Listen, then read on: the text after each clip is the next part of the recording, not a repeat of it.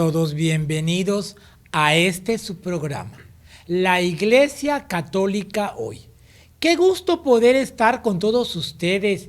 Es un verdadero privilegio y una alegría incalculable.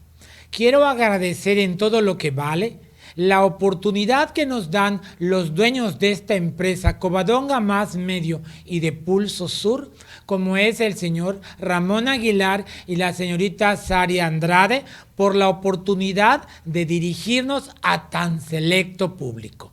A la producción y a la postproducción, siempre agradecidos por esta oportunidad.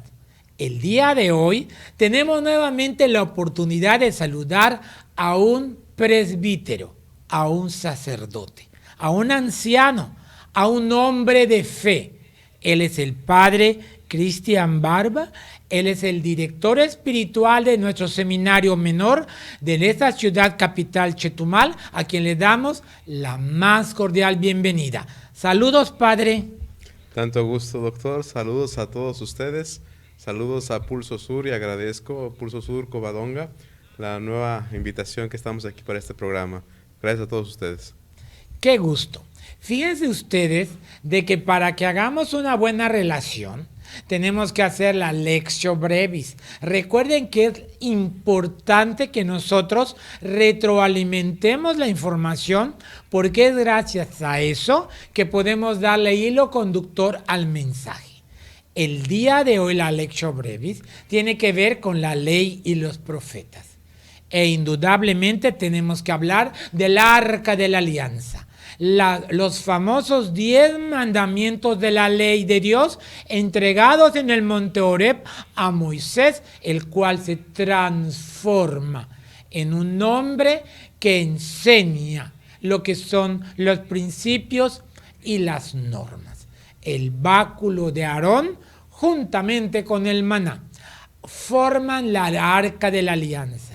Está en el Santo Santorum y además permite que cada uno de nosotros recordemos esta nuestra misión de profeta.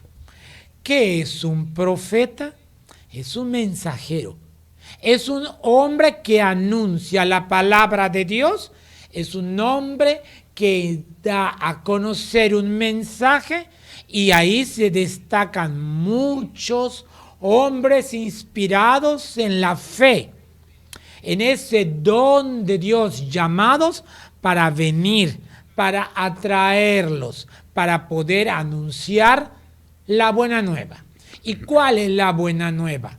Pues que ellos sigan en fidelidad en ese caminar de peregrinos con este desierto de Egipto por 40 años y 40 noches. Les dio la oportunidad de estar con fe, con esperanza y con caridad.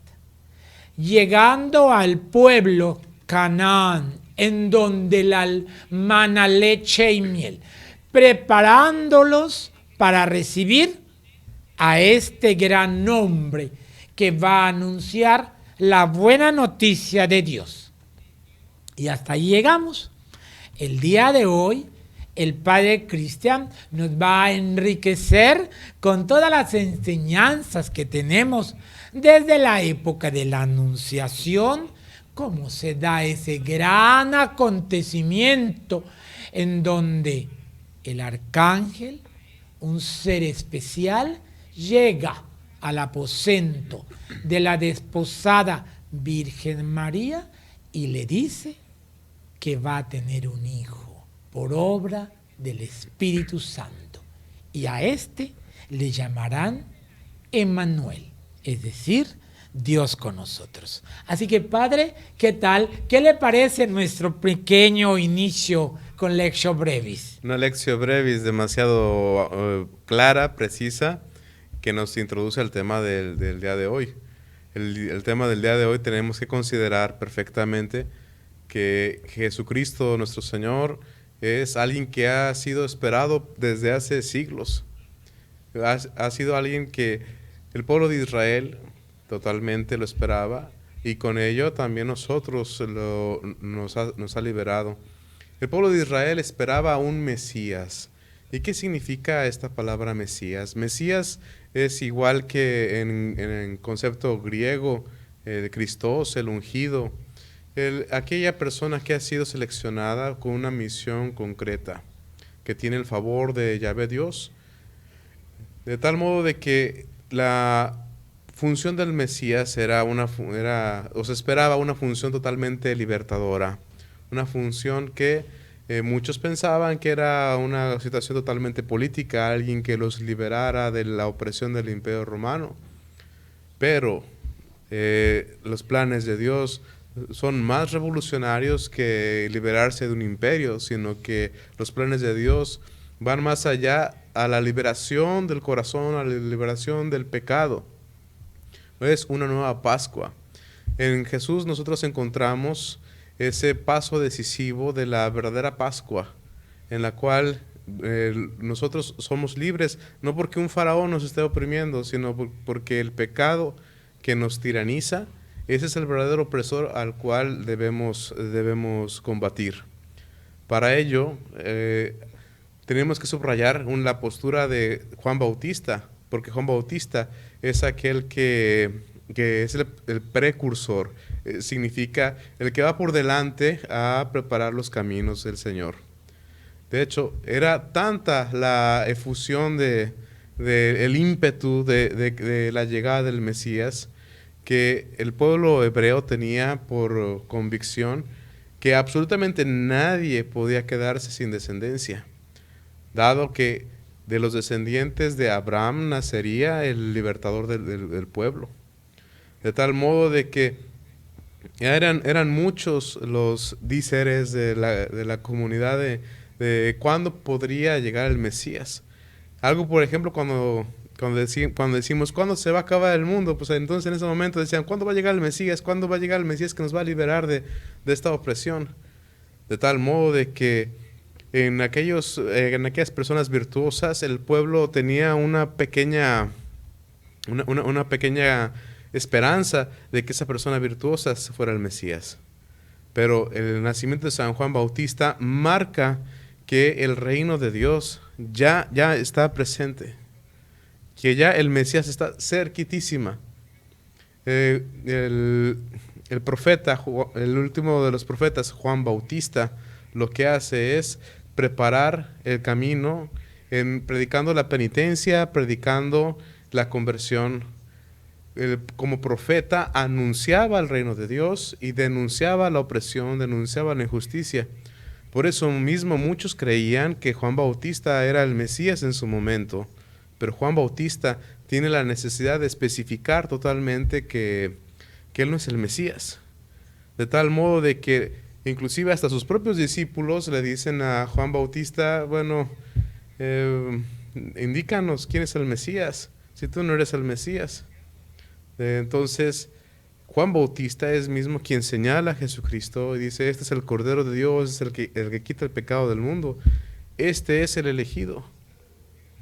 De tal manera que una figura que tenemos que subrayar de Juan Bautista, de que crece, prepara el camino del Señor, pero después decrece, desaparece sigilosamente, inclusive hasta el borde del martirio. Él muere siendo profeta totalmente, por una causa, la causa del reino de los cielos, la causa del evangelio. Y es ahí en el momento en el que, mientras Juan Bautista hace todo su ministerio, nuestro Señor Jesucristo nace totalmente en Belén de Judá, se prepara, ¿sí? San Juan Bautista y nuestro Señor Jesucristo tienen un parentesco, de hecho solamente tienen meses de diferencia. Pero Juan Bautista se adelanta y nuestro Señor Jesucristo se prepara. De tal modo de que cuando comienza la vida pública de nuestro Señor Jesucristo, aproximadamente cuando él tenía 30 años con las bodas de Caná, ya Juan Bautista ya había preparado en el pueblo de Dios los corazones hacia la penitencia. Con el bautismo de Juan se predicaba un bautismo solamente de agua, pero simplemente era un bautismo que preparaba el camino a la conversión, porque nuestro Señor Jesucristo tendría que venir totalmente a dar la plenitud a todas las leyes, a todos los profetas, y sobre todo hacer ese cambio revolucionario, no liberarnos de un gobierno opresor político, sino liberarnos de la opresión de nuestras propias injusticias, de nuestros propios pecados. De tal modo que Juan Bautista es una pieza clave para que comprendamos nosotros quién es Jesucristo nuestro Señor. Qué hermoso, ¿verdad? Cuando nosotros tenemos la oportunidad de reconocer que Juan el Bautista anunció un bautizo de arrepentimiento, un bautizo de conversión, y que luego, efectivamente, como el padre Cristian nos dice, él señala: he allí el Cordero de Dios.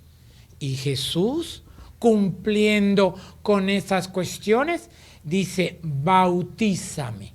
Y le dice Juan: maestro, ¿cómo es que yo, que no soy digno de desatarte la correa de tus sandalias, voy a bautizarte? Hay que cumplir.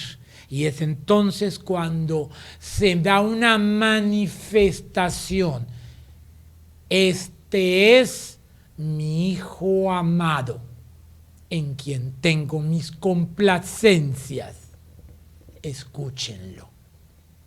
¿Cuántas veces Dios, la famosa antropomorfis que se dan en la palabra de Dios, que nos dice: he allí el Cordero de Dios, Él es mi Hijo muy amado? Miren, el Magnificat es una palabra de glorificación que la mamá de Juan Bautista hace cuando llega la Virgen María a ayudarla, porque entre familias así se acostumbra.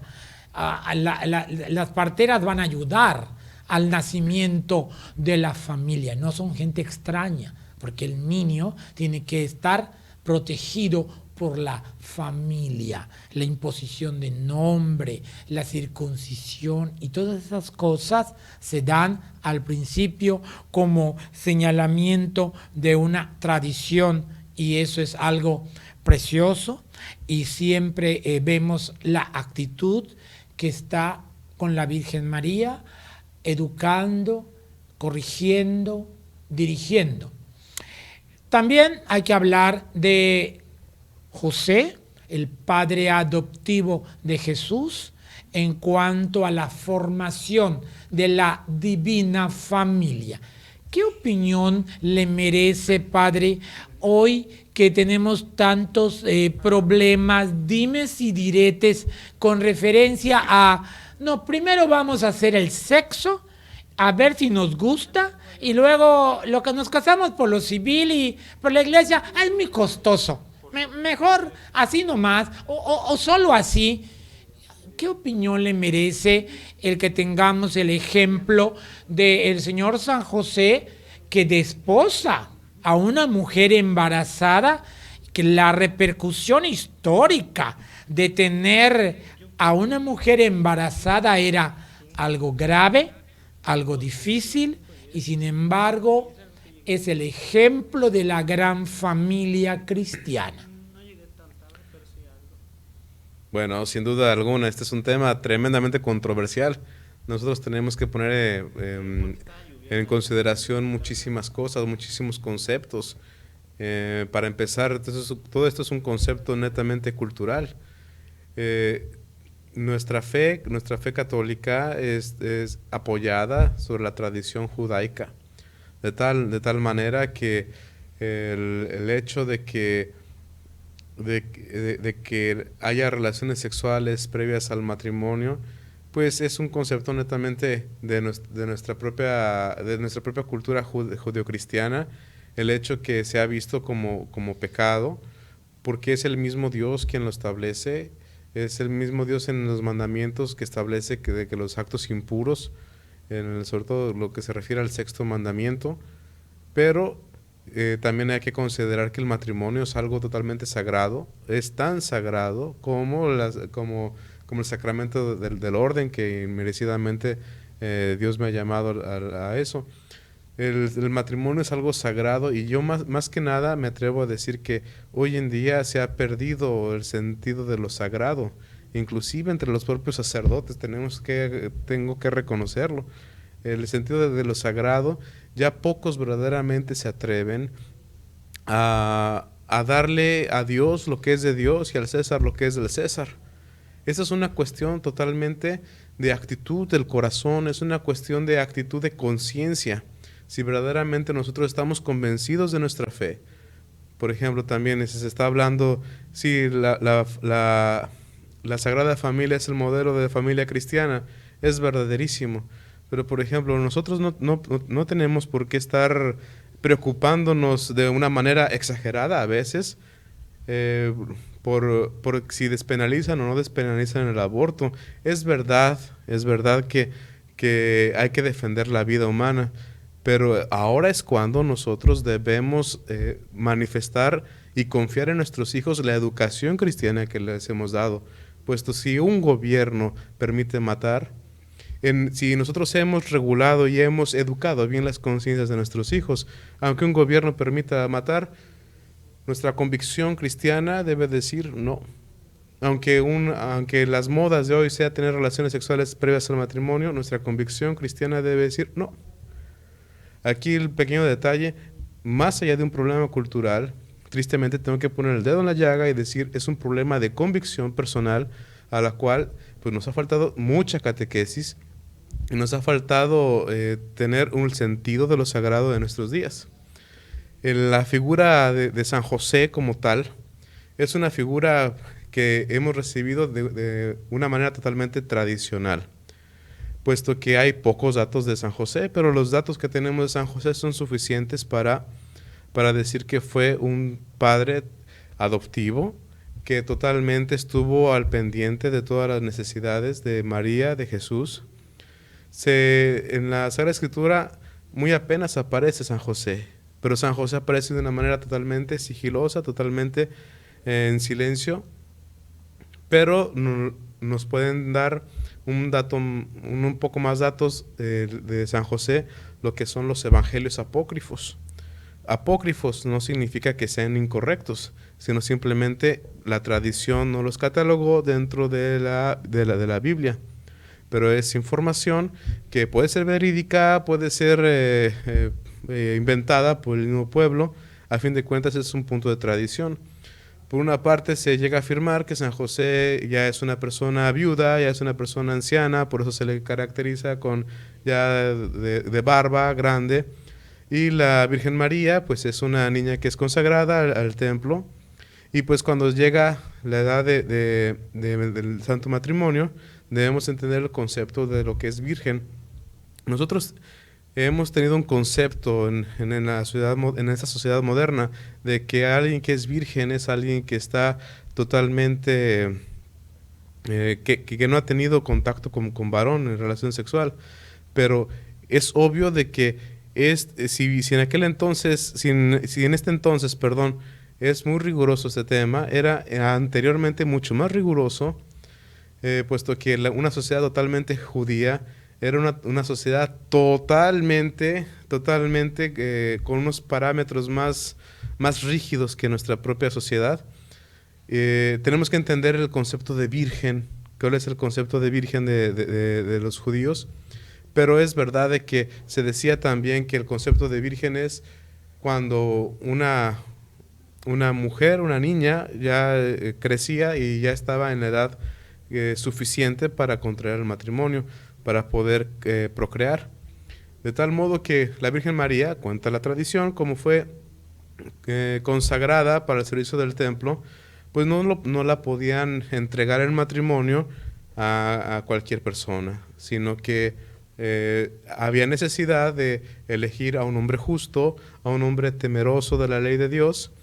Y dado que posiblemente San José era viudo, y digo posiblemente porque no tenemos más datos de él, más que los evangelios apócrifos que hablan un poco más, entonces vemos que ahí se da un acto prodigioso, donde para seleccionar a todos los posibles candidatos al matrimonio con la Virgen María, se da una señal divina. en donde los que aspiraban a contraer nupcias, se les entregó una vara, y la tradición cuenta que la vara floreció, un nardo. Por eso a San José, por eso se le llega a representar con la barba, ya una persona grande, una persona adulta, e inclusive un poco anciana, cargando al niño Jesús y con una vara de nardo que florece, como en señal de la delegación divina para proteger totalmente al Salvador nuestro. Qué enriquecedoras palabras nos has dado. Me gusta el concepto de entregar la vida. Hoy que hay tantas manifestaciones sobre a favor del aborto y todo eso, y ya ven que las damas pintan y rompen cristales y esas cosas. Yo, de manera personal, con toda la preparación académica, siempre he sido respetuoso de las manifestaciones públicas a favor o en contra de. Que las interpretaciones lésbico, gay y no sé qué tantas cosas más de Nacilat, he sido respetuoso y tolerante. Pero hay que también aprender a ser respetuoso y tolerante con el otro, como el Padre ciertamente lo ha dicho. Creo que el meollo de la formación radica en la familia. El gobierno puede generar miles de normas y leyes, pero yo soy el que va a determinar si se aplican en mi cuerpo o no. Que la autoridad genera miles de cosas sobre tal o cual, yo sé, es la forma, el estilo o el modo que voy a tener para poder actuar de esta manera. Creo que tenemos que educar con una rigidez ética y en valores a nuestros hijos. De manera tradicional, la manera es escuchando a nuestros ancianos. ¿Y tú? ¿Has ido a platicar con tu gran madre, con tu abuela, con tu abuelo? ¿Platicas con tus padres? Es una reflexión que yo hoy quiero darte a conocer. Cuando vas a confesarte, padre, y solo te dedicas nada más, aunque estamos adelantándonos un poco al tema, pero es un ejemplo. Si yo solo les digo, padre, me acuso de que digo esto, padre, me acuso de que digo lo otro, padre, me acuso de que, y yo digo y actúo y todo, lógicamente el padre me va a decir, oye, Mahfoud, ¿y qué haces tú para cambiar eso? O sea, pues allí está la verdadera contrición del pecador. O sea, ¿qué es lo que tú estás haciendo? Porque si solo, te perdono, toma 3 Padres Nuestros, vete en paz. Qué suave. ¿Y el reato eterno, Padre? ¿Dónde queda el reato eterno? Que algún día vamos a platicar sobre eso. Pero bueno, perdón, retomando, el alto sentido que tiene nuestra familia para educar en ese gran misterio, y efectivamente qué maravillosa manera de interpretar la justicia divina con la vara de nardo y el Señor San José. Y el niño Dios va creciendo en gracia y en fortaleza. Y entonces, ¿qué más podemos hablar de la santa infancia, Padre Cristian? ¿Qué dicen las tendencias filosóficas? Que Jesús fue educado en Egipto, que tiene varios misticismos. ¿Qué nos puedes hacer el favor de platicar de dónde tanta sabiduría? Claro, yo sí lo sé, Él es Dios, tiene que saber todo, su conocimiento es ilimitado. Pero naturalmente, ¿de dónde parte la prudencia de la Virgen María? La sabiduría de este hombre fornido como es el Señor San José, un carpintero, el pueblo elegido. Los sacerdotes que se admiraban de la sabiduría, que Jesús era un niño cuando estaba en el templo disertando las grandes profecías, sobre todo la de Isaías. Pues sí, es totalmente desafiante que un niño de 12 años se ponga a desafiar a toda la doctrina de los doctores de la ley. No obstante, debemos ser muy prudentes en este asunto. No podemos afirmar algunas cosas que se han dado por supuestas. Es verdad que el Señor San José debe tomar a la Virgen y a Jesús y los lleva a Egipto, dado a un mandato del rey Herodes para matar a a todos los niños recién nacidos, justamente en, en, en precaución en precaución de heredar el trono, exactamente, como usted lo acaba de decir. En precaución de heredar el trono, el rey Herodes totalmente se puso eufórico, mandó matar, tuvieron que huir. No hay datos precisos, así concretos. La infancia del Señor Jesús pasa parte en Egipto, ciertamente, pero no hay datos totalmente que nosotros tengamos qué pasó en su adolescencia, qué pasó en su juventud temprana. También hay muchísimas teorías que inclusive se dedicó a viajar tal cual por Medio Oriente, que adquirió algunas enseñanzas. Inclusive hay quienes se atreven a afirmar que llegó aquí a Mesoamérica y que esta figura de Jesús es la figura de Quetzalcóatl. Bueno, hay muchas suposiciones. Aquí nosotros debemos de hacer una cosa importantísima, que creo que la Virgen María es quien nos va dictando el cómo debemos proceder. La Virgen María simplemente desde la sencillez del corazón aceptó. Y no se cuestionó nada, absolutamente nada. Simplemente dijo: yo soy la esclava del Señor, hágase en mí según tu palabra. Y no dijo absolutamente nada más. Hay cosas que no vamos a saber y que todos los eruditos del mundo que se juntan no vamos a saber, pero las llegaremos a saber cuando veamos de cara a cara a Dios. La Virgen María, ¿de dónde sale su prudencia? La prudencia de una fe que interioriza y dice: yo sé que Dios está a mi lado, yo sé que esto es obra de Dios. Y ahora sí que la Virgen María se lanza totalmente a la misericordia y al cuidado de Dios. Y también el niño Jesús, Jesús,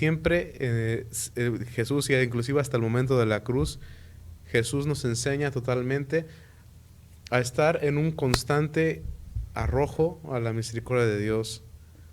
La mayor sabiduría del mundo no brota de los libros, la mayor sabiduría del mundo no se da en las escuelas, el doctorado no quita lo ignorante, los títulos no dan nada, simplemente la mayor sabiduría es el temor de Dios. Cuando uno tiene el temor de Dios, totalmente puede sentir cuál es el sentido de la vida, cuál es el sentido del conocimiento, cuál es el sentido de tantas cosas. Por eso, el Señor Jesús ciertamente tiene una ciencia infusa porque Él es Dios, pero el Señor Jesús, Él mismo, que siendo Dios, Él es el primero que llega a decir que el Padre y Él es uno solo. Es decir, si los ángeles están contemplando cara a cara a Dios, ¿cuánto más nos podemos afirmar de nuestro Señor Jesucristo, que es el mismo Dios quien toma su lugar dentro de los doctores de la ley? Allí, entre los doctores de la ley, el Señor Jesucristo lo que hace no es un tanto refutar las ideas o la interpretación, esa hermenéutica o jurisprudencia de la ley, sino tal cual nuestro Señor Jesucristo no vino a abolir la ley, sino a darle totalmente la plenitud. La plenitud de que la ley por la ley es inútil si no se tiene en cuenta totalmente que en el corazón debe existir ese temor de Dios y debe existir ese amor que nosotros le tengamos a Dios, porque del amor a Dios y de la gracia de Dios brota absolutamente toda bondad, y la bondad como tal debe ser el paradigma que nos muestre la justicia de una ley. Por eso, ¿los fariseos cumplen la ley? Sí, los fariseos cumplen la ley, pero les faltaba cumplir la ley del corazón. Por eso el Señor Jesús en su momento dice: les doy un mandamiento nuevo, ámense los unos a los otros como yo los he amado. Y así, totalmente amándonos los unos a los otros, es como damos plenitud a la ley. Por ejemplo, las leyes que nos rigen son inútiles si no las fundamentamos desde la caridad, desde el altruismo, desde de entender el sentido. ¿Por qué, si tengo un semáforo en rojo, por qué debo de detenerme? Porque es un acto de caridad, es un acto de amor al prójimo que yo me detenga, porque si no me detengo es muy seguro que voy a hacer un daño y me voy a hacer un daño. Ese es el perfecto sentido de la ley. Ese es el perfecto sentido del evangelio. Vivir la ley por la ley no tiene sentido. Ese es un fariseísmo. Pero si a nosotros, a la ley, le agregamos el sentido pleno de la caridad, eso es ya vivir el reino de Dios en la tierra. Qué enriquecedoras opiniones tenemos con el padre Cristian, ¿verdad? Él habló de escribas y de fariseos. Ay, cómo me encantaba leer esas partes cuando les decía sepulcros blanqueados. Hoy parece que le estoy diciendo tóxicos. Es doloroso y es lastimoso. O sea, no crean que lo recibían con aplausos. Claro que no. Esos que escuchaban cómo se cumplía la ley, se vengaron. No se preocupen, no vamos a ir por adelantado. Aquí lo que importa es vivir la ley por el amor de Dios, por la misericordia de Dios. Hoy estamos en la cultura popular en la tercera noche de las novenas de San Judas Tadeo, primo hermano de Jesús. A diferencia, Judas Tadeo, no Judas Iscariote, el que entregó a Jesús con un beso y le pagaron unas monedas. Es importante recapitular cómo Jesús, a semejanza de esa sabiduría que enseña la Virgen María y la prudencia de su padre, el Señor San José, fue dirigiéndose a cumplir la voluntad de Dios. ¿Cómo nos va preparando estas palabras, que son palabra de Dios, para llegar al momento cúspide, que es cuando se inaugura la vida pública de nuestro Señor, en donde comienza a ser un pescador de hombres, en donde comienza a buscar sus apóstoles, en donde comienza a buscar al sucesor de él, de la eclesía. Y eso lo vamos a ver en la próxima sesión. Pero mientras tanto, es necesario que ahondemos un poco en el ambiente que es religioso, sí, pero también es político. ¿Cómo estaba, padre Cristian, este ambiente en el que Jesús comienza? Previamente podemos hablar de la vida pública de Jesús con las famosas bodas de Canaán, donde la Virgen María le dijo: hagan lo que Él les diga. Ella no dijo: oye Jesús, resuelve el problema. No. Si las mamás nunca te dicen, levántate y haz tal cosa, te dice, ve que lo haga. Entonces, el ambiente que se da, social, político, que ya estaba casi por manifestarse Jesús en el templo y donde él dijo, hoy se ha cumplido esta profecía, y los sepulcros blanquearon, gritaron y se rasgaron las vestiduras. En ese ambiente, ¿cómo estaba, padre?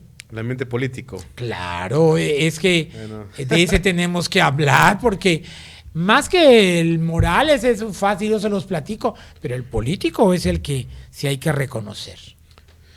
Bueno, el ambiente político que vive el Señor Jesús no es muy ajeno al que vive hoy en día en los territorios de Palestina. Los territorios de Palestina, Israel, Jordania, todo ese tiempo han estado tremendamente siempre en conflicto. En un ambiente donde está el Imperio Romano totalmente corrompiendo, el Imperio Romano sacando absolutamente todos los recursos, todo el dinero del pueblo. Y aún así, entre los mismos judíos, el pueblo de Israel, mejor dicho, estaban divididos del norte, del sur, en quién es samaritano, en quién es de Jerusalén, caray. Totalmente que el ambiente de nuestro Señor Jesucristo, crean, estimados amigos, no es muy, muy lejano al que se está viviendo hoy en día en las calles, inclusive de la Ciudad de México. Aquí alguien puede decir, yo defiendo la vida, y puede ser un tanto agredido. En nuestro Señor Jesucristo, en el Evangelio también, intentaron apedrearlo, intentaron desbarrancarlo. Cuando tuvo la suficiente valentía de en Cafarnaúm abrir el libro del profeta Isaías, leer el pasaje que dice, el Espíritu del Señor está sobre mí porque me ha ungido para liberar a los cautivos, para anunciar el año de gracia del Señor.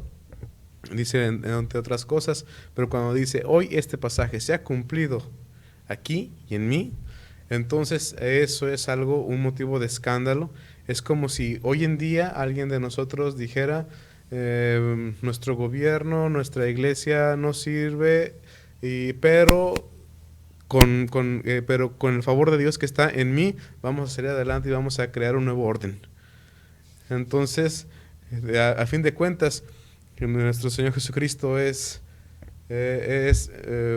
martirizado, es totalmente liquidado por los escribas y fariseos, y tal cual, porque llega en su momento a alterar el orden.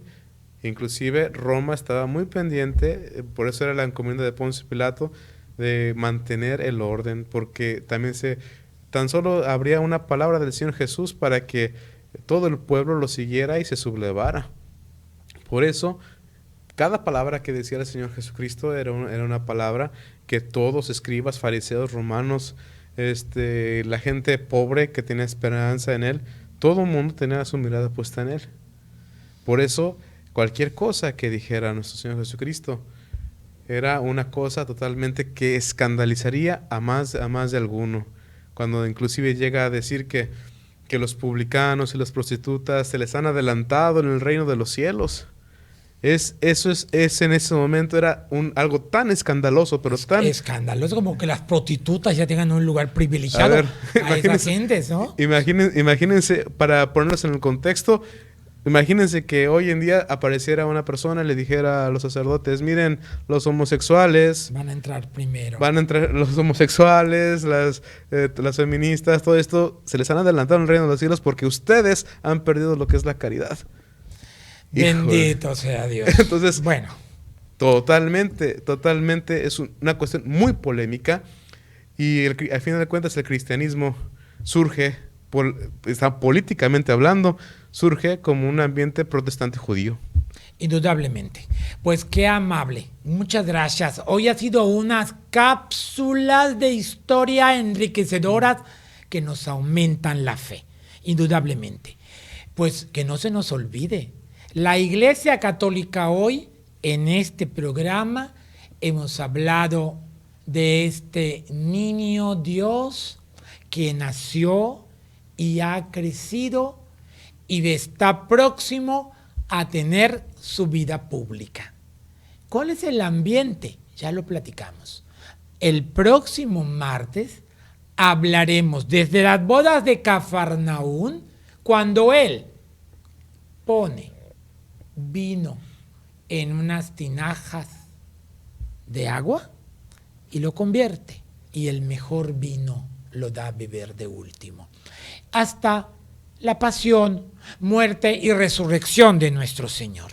Es siempre muy gustoso. Antes de que nos retiremos, me gustaría saber, Padre, cómo le fue en este gran encuentro de guías espirituales de los diferentes seminarios que se dio por allá en el centro de la República, brevemente. Bien, muchísimas gracias. Todo fue bien. Fue en Guadalajara, en casa de oración Nazaret, donde murió el padre Ignacio Larrañaga. Oh, sí, el padre Ignacio Larrañaga. Recuerden ustedes que tiene como 6 libros, ¿eh? Sí, así es. Y todos los directores espirituales de los seminarios de México nos hemos reunido y hemos analizado cosas así un tanto fuertes. Hemos puesto el dedo en la llaga, así como en estos temas que hemos hablado en este programa. Esto es algo muy provechoso, es una luz, porque yo creo que parte del proceso de sanación de toda la iglesia es reconocer en que nuestras propias enfermedades, nuestras propias debilidades, y a partir de entonces poder sanar. Por eso los directores espirituales de los seminarios menores hemos hecho todo lo que es el complejo de cómo poder ayudar a nuestros seminaristas con los problemas de hoy, con los medios de hoy. Muchas gracias, Padre. Quiero agradecer al Padre Ángel Estrella, el que siempre se brinda generoso para darle el tiempo al Padre Cristian Barba de acompañarnos. Recuerden que él es el guía espiritual de los seminaristas y tiene 24 horas de trabajo. Para eso es el guía espiritual. Entonces, gracias por compartir con nosotros, Padre. Gracias, como siempre, a nuestra amada iglesia por la oportunidad. Quiero agradecer en todo lo que vale su tiempo, su espera y el gusto de que nos hayan acompañado. Indudablemente agradecerle a nuestro amigo, al director de esa su empresa, al señor Ramón Aguilar, y también a su señora esposa, a la señora Saria Andrade, y a todos ustedes que nos siguen por su Pulso Sur. Hoy la Iglesia Católica ha hablado. Es un verdadero gusto y un placer como siempre. Muchas gracias, Padre Cristian, por su oportunidad. Gracias a todos ustedes. Nos esperamos el próximo martes a las 5:15 de la tarde. Adiós. Saludos.